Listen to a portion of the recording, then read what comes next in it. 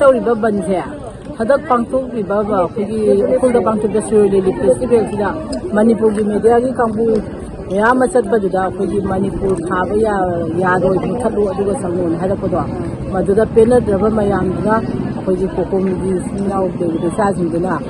अखोगी मणिपुर खाबा यादबदी अखोगी संगरोय हैना मोगी फंक्शन दे याव हैना अखोई साउर हलपदो मदुदा हलागा निनी बन तवगा कई मनुंगी तौ या चटबा यादिबनो मणिपुर खाबा यादिबनो हाइबदो मदुगी पेनदबा फोगदोकदा अखोई सम मखोगी दुगी सरुक याबदे अखोई से याम पेनदे मोइना हदक तौरिसे करिगिनो मणिपुर मनुंगा मणिपुर खाबा यादबदी अखोई से मणिपुर नत्रबरा मणिपुर नत्रबदी अखोई से इंडिया दगी तोखाइने तारगा अखोई से तोखाइबा लंबी अमदा ओइजरगे अखोई अतोप लेबा अमोइना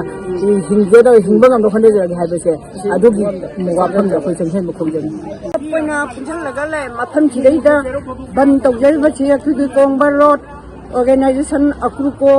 अदुगा मैरा पाइबी अमदि कथिनगी इमा इबेन पुलप पुल्लगा फमसिदा अखोई अमुक कइनो कोकोमिना कथरा इबा अदुमलबा मणिपुर अमा ओइना मणिपुरदा लैबा अखोइना उखुलदा सिरोई लिलिदा संबदा मणिपुर थाबा मणिपुर स्टेट ट्रांसपोर्ट इना थाबा अदुगुंबा बस अदो तोंगा मतमदा तोंगागा अखोइगी पाउंगसी चप्पा मतमदा मणिपुर थाई मणिपुर हाइबसी थाबा यादे मसी मुथलो हाइदना मुथलेरगा मणिपुर की बस नि मसीदा चप्पदो अखुल ताना चप्पदो याररोय हाइदना फन कन्ना हाइनरा भावदा मोइने याददना चंगलक्तिबदो अदुगी मायोक्ता कोकोमिना चंगलइबा हिरम खुदिमक्ता अखोई मणिपुर मचा मणिपुरी अमा ओइना अखोई पुनमक्ना कोकोमी की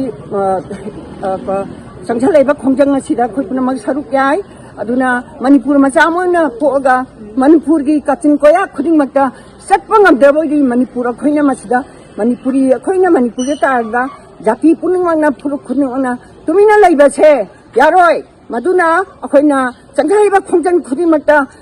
कोकोमिना चंगपा खुदिमक्ता अखोइना सरुक यानी मतंगसु सिबुदी हना चावरबा अदुगुलबा हौरकपा याहौ खुदिमक्ता अखोइ पुनमक्ना मैतै मचा मोइना मणिपुरी अमा ओइना अखोइ पुनमक्ना चंग धौना सरुक यानी हौरैबा खुदिमक्ता अखोइ चंगलगा अखोइ सरुक यानी अदुना सिगुलबा इंडिया गवर्नमेंट हाइबसे इंडिया हाइबसे मसीदा लैबा मणिपुर से स्टेट अमनेबा अदुदे अखोइ इंडियन नेबा इंडिया दा लैबा जाति अमनी इंडिया दा लैबा मणिपुर हाइबसे स्टेट अमनी इंडिया दा लैबा स्टेट अमना इंडिया मनुंगा मणिपुर मनुंगा अखोइ मणिपुर स्टेट की सिरोई लिलि हाइबा सिरोई चिंगा स्टेट की थाकदा पांथोइबा थाबा असिदा मणिपुर ओइबा मणिपुरदा लैबा अखोइना पाउनिसिंगना संगबा यादे हाइबासे गवर्नमेंट की यामना लानबा अदुगुलबा फिरेप अमनी मसी इंडिया गवर्नमेंटना अदुगा मणिपुर से पीआर लैबनिना मणिपुरदा लैरिबा गवर्नरनासु मसीगी तौरैबा मी मयामदो रेजिमेंट की थिंगिबा सेंट्रल आर्मी सिंदुगी मथक्ता मतिक चाबा एक्शन लौखतुना मखोइगी मथक्ता लौखत्रि भावबा अखोइना खोंजंग असे हनबंगा मोय अदुना अदु हेक खोंजंग अमा लौखत्रि भावबा मखोइदा एक्शन लौद्रि भावबा खोइगी संगंगिनी हाइबा वारेपसे अखोइ पुनमा सब पानना लौजरे आई मिंग एम दमयंती कौवी आई मैरा पाइबीगी को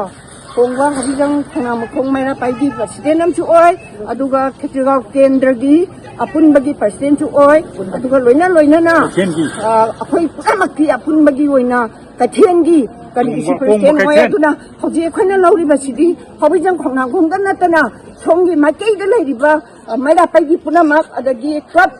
ऑर्गेनाइजेशन पुनमक पुनलगा बननसे अखोइ तौजबनी mga design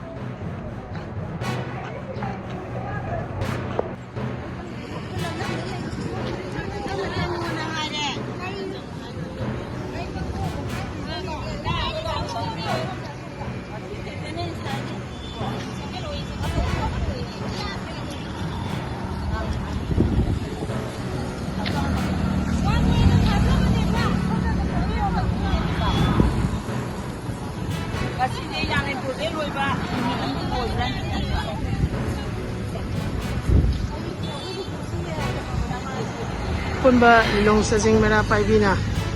aykoi ayuk angan ba itagi raga apa masida ngasigi banasibu sobat po ina lagi ba gari sing sik toba darka lai ta mina halan ba daga dagai padara darka lai ba sing judi one way da airport ki adagi tangai padaba ana bagi ana layengi mai gi singi sige sina ko one way da thaba adane ko ngasi luxury ba se race da gari ngasi tawriba wansi tangai fadana aikoi praja amata thoktragasu aikoi khudingmaki saruk yagani aikoi khudingmaki daita laina songthokirba songtho aikoi khudingmaki daita laina songthoktigraba akoi gi MLA manga khaktang thokpiraga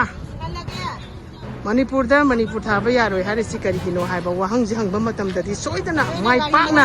ase koina ayu angan badagi tholaraga nusa maraksida honajariba ase koidi kari oiduno aisu oigadobna te dubo MLA mari dang thokpiraga wahangji hangang bata gadi khudak tasu koi lephiba yaina khale adubu thokpirakte matam ngai birabra natragana manipur mang bangai ribra haibadagi wahangdo sangjan jaraga aikoi khuding mangna masigi bonsibu support tawduna koi nong sajingi mera sangi mamangda jeje chathariba